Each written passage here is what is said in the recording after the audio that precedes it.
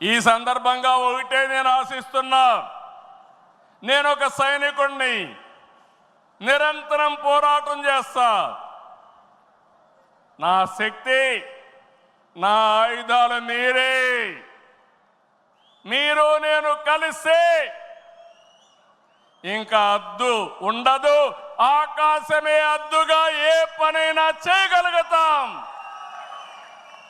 సిద్ధమా అని మిమ్మల్ని అడుగుతున్నా. సిద్ధం అంటే చేలు పైకెత్తండి.